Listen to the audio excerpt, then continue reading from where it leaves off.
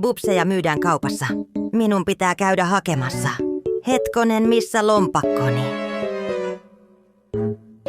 Siinähän se on. Paljonko rahea on? Kyllähän tää riittää. Nyt lähetään bubseille.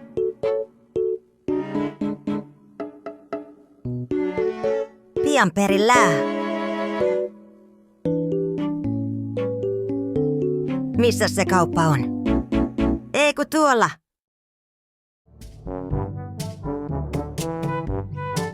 Bubseja. Ostetaan. Kyllä se euro riittää.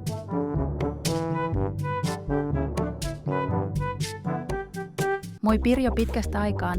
Moi Nana, ostin bubseja. Se olisi 99 €. Siinä rahat. Pirjo ei tuolla saa bubseja. Kukaan ei ikinä sanonut, että maksan.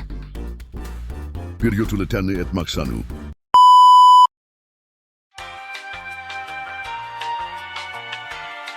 Kävin ostamassa bubsit, niin nytten maistellaan.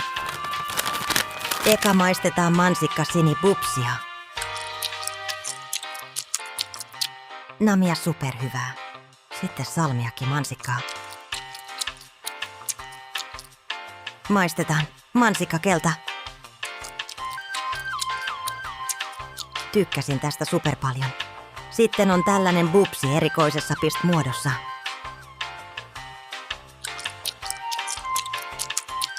Sitten vielä tällaista bubsia.